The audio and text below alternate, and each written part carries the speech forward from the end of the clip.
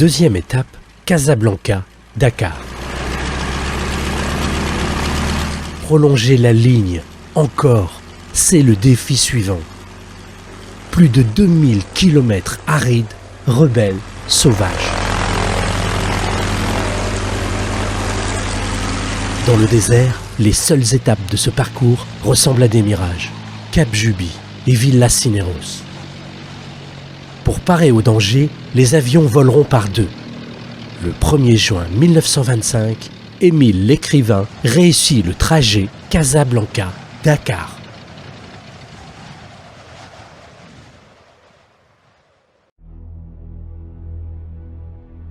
Le rapt.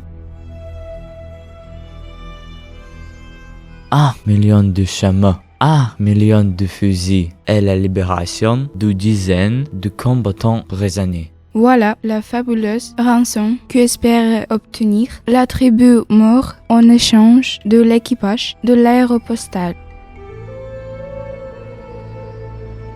Marcel Rennes ressasse sans cesse le stupide accident qui l'a conduit là, Avec Édouard Serre.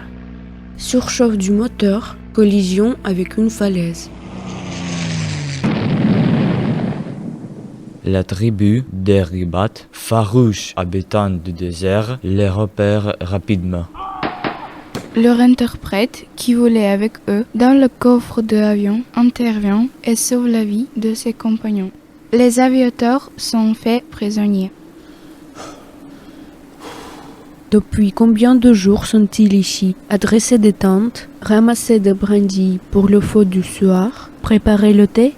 Les deux camarades ne mangent presque plus, boivent un mélange de lait caillé et d'eau croupie. Très faibles, ils n'ont qu'une seule préoccupation, protéger le sac de courrier en le portant sur leur dos, sous le soleil, dans le sable du désert.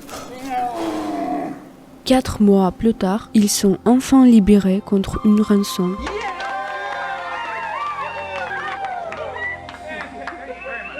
Ils ne demandent qu'une chose, voler. Qu'on leur confie de courrier de nouveau. Il y a un sortilège dans le désert. J'ai terriblement souffert chez les morts, et certains jours, j'ai encore la nostalgie de leur tente.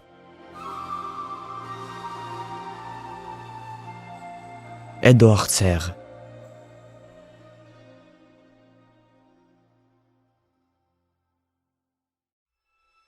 Précieuse missive. On écrit tous les jours. Le courrier doit donc voler tous les jours. Les pilotes de l'aéropostale décollent par tous les temps. Au péril de leur vie, sans jamais attendre la camille. Pour eux, un sac postal immobile, c'est un cœur arrêté. Brume obscure, falaise tranchante, froid cuisant, glace battante, vent fou, tempête inouïe, panne assassine. Qu'est-ce qui engage ces aviateurs à affronter tout cela, risquer sa vie pour de simples lettres? Pourquoi? Pour le courrier? C'est que parmi les milliers de lettres transportées par chaque avion, il y en a au moins une qui mérite d'arriver. Une lettre qui transporte la paix, le bonheur, l'amour. Une lettre qui changera une vie.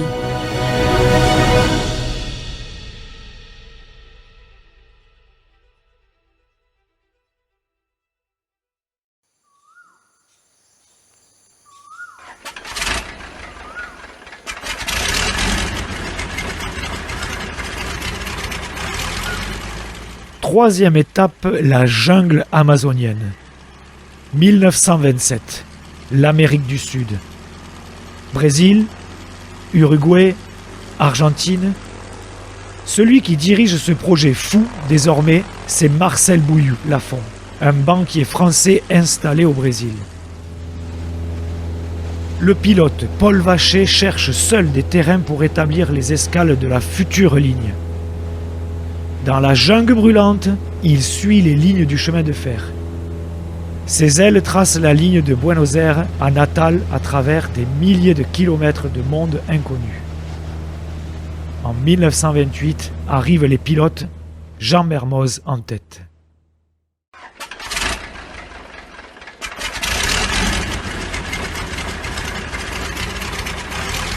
4e étape, la traversée des Andes.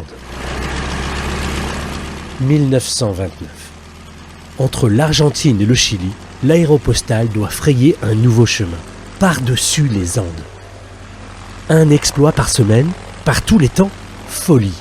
Impossible de dépasser 4200 mètres d'altitude avec un vieux Latte 25. Des heures durant, Mermoz et son mécanicien Colno chercheront une brèche jusqu'à l'accident qui manquera de les tuer.